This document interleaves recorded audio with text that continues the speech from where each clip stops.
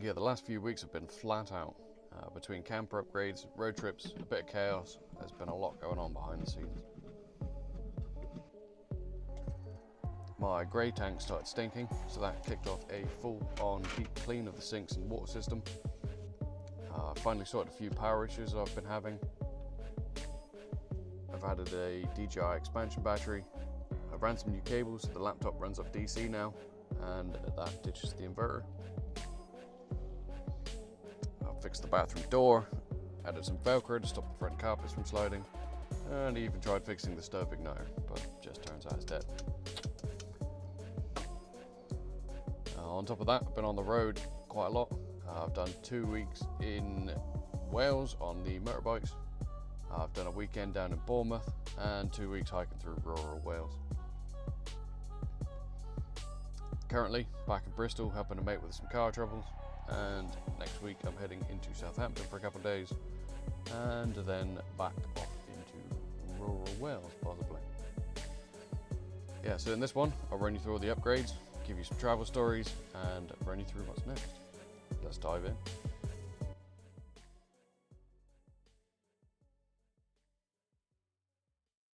So this carpet here was moving all over the place as I was driving. It was getting stuck and so forth. So what I did is I ended up putting some Velcro tape underneath, sort of locked it into place so it doesn't move as much. Yeah, it's been fantastic. It's a small change, but again, if I'm driving every day, makes a massive difference. What else have I done? Like the bathroom door. So previously, if I went to close this, it would close, but then it wouldn't pop open. You'd sort of get stuck halfway, and I'd have to like reach up here and pull the door to open it. I spent a little bit of time. So I thought it was this bit here that was catching and like not allowing to come out properly. But in the end, it was just this clip here. So at the bottom of the doors, you've got these little hooks that reinforce. So if when you close the door, these sort of pop round like that. So what happened is this here had come loose and started to move forward, and so it wasn't lining up properly. And screwed this, aligned it back up properly. Happy days. Yeah, that's made life considerably easier.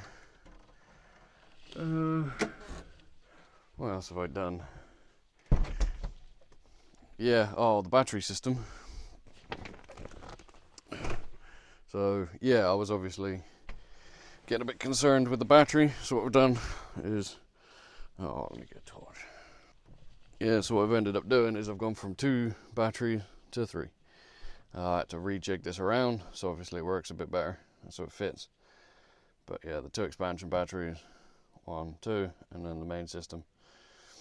Looks a bit tidier now. It's in there nice and safe. I put these Velcro cords on to stop it from jumping up. Yeah, it's generally a bit tighter. And you can also see these 2 cables here. So these are fantastic. I paid like 15 quid each for these cables, but they are like 240 watts they support. So basically they allow me to use the whole 140 watts from the DJI on both of those ports. And they're 5 meter long cables, so these come all the way around. I've wired them in nicely so they go up round the back, all through here. Sort of one goes in to charge this, and I use this as like a hub. This is like an Anker Solix. Then the other one comes around. You can get a little cable here that converts USB Type-C to my barrel jack for my laptop. So I can now use my gaming laptop off of DC and not have to use the inverter. Again, that sort of helps my battery performance. I lose like 10-20% battery capacity a day just by having the inverter on. So the less I use it, the better.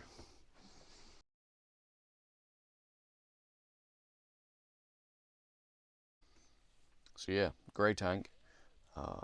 As to be expected, it's a 25-year-old vehicle, so it had 25 years worth of use. You can watch the video now, but what I did is I ended up like taking apart the drains, the sink, the bathroom and the shower, and underneath all of them there's like a trap, so I've cleaned that out, sort of just cleaned around the top of the sinks and so forth, and chucked a bunch of cleaner in all of them. I ended up using, let me go get it,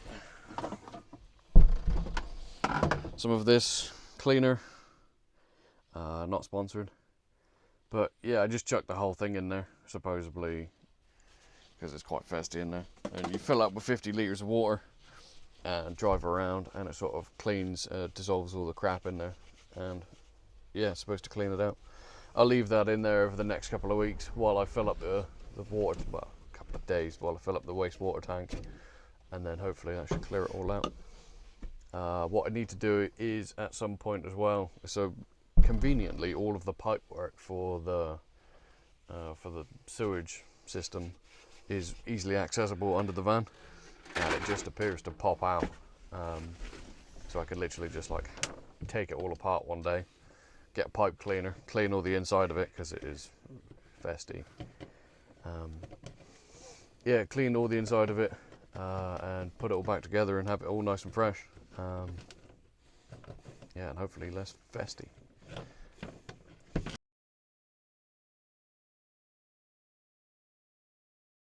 So under my seat here, you can see these two little caps for my water tanks. These just sort of unscrew.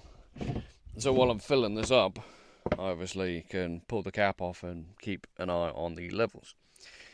So while filling it up, I've noticed that at the very bottom there was like sand or something, like a sediment at the bottom.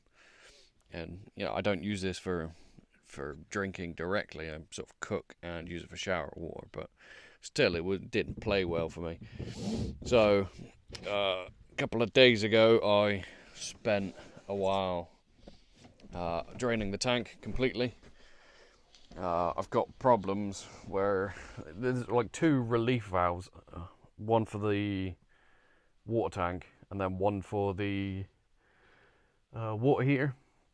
So the water heater one is broken, so it always lets water through, and so I've had to sort of zip tie it closed. And then the one at the front that's supposed to empty the tank doesn't work. So what I had to do is literally spend like an hour just opening the tap, letting the water fucking flow through for 5 minutes, turn it off so the pump doesn't overheat, wait a bit, fucking do it over and over again until the tank was dry. I then got a towel and obviously wringed out the rest of it. Yeah, and then I'll show you a video here of like what came out of the tank. It was like a sediment, like I guess it's probably like lime scale or something, but yeah, it wasn't particularly healthy. So I was reaching in there with some paper towels, cleaning all that off. That was a good hour job.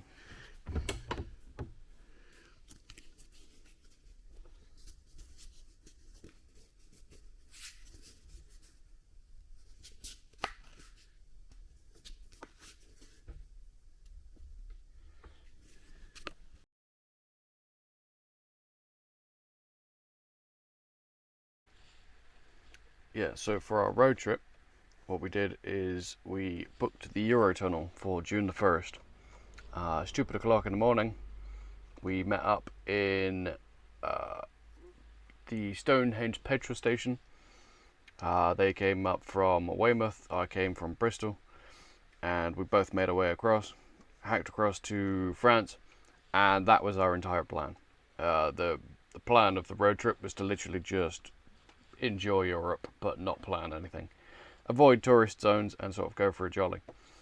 On the Eurotunnel, we decided that we were going to try and go for France and possibly Gibraltar. So, because we usually go east, so we decided to go south this time. We decided to book it down sort of middle of France down to this coast along here. And so the first day we literally managed to get barely into France, northern France. Day 2 we come down a little bit further, and then day 3 we ended up sort of just crossing the border. What we did is we then booked it down south, so we sort of come across here thinking that we'd end up going down to Gibraltar, but by the time we got here it was well too hot, and sort of came across to the coast. There's a interesting place here called, can't pronounce that, but yeah, we spent a night here. We went out for a couple of drinks, went up to this castle here and saw a bit of culture. Way too hungover the next morning, so we had to extend our stay, sort of just recovered that day, and then sort of headed back up to the coast. So we wanted to do Andorra. At this point I was sick and tired of having like no storage, because my top box broke just before I left. So I ended up buying a top box in Andorra, tax haven. I think we stayed here for the night, head up across to, was it Montepler? Or basically we got somewhere around here. We then did the Mont Blanc tunnel somewhere around here, and we sort of zigzagged back and forth through France, all of the mountains and passes. Spent a couple of days here hiking up in mountains, camping in mountains, driving up and down mountains, and then went to Genova for a hotel, and on the very last day we did 550 miles in 10.5 hours, did all of France, got the Eurotunnel, did all of Bristol, and then that was it. Crazy drive.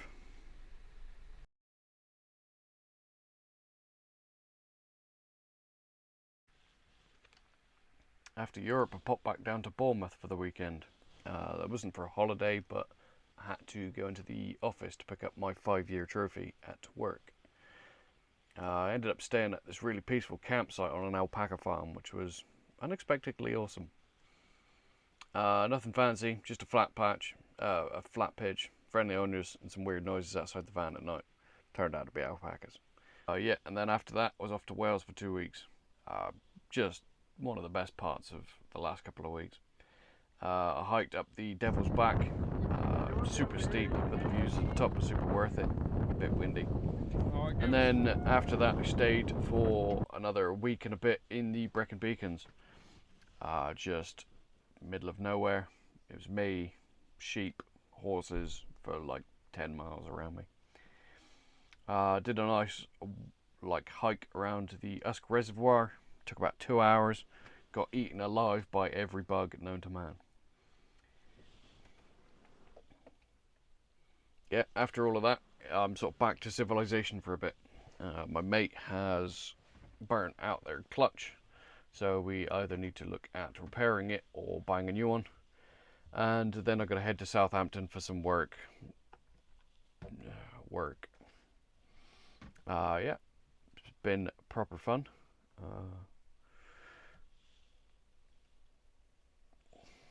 Don't forget to give me a like, a subscribe, and all that jazz, and see you on the next one.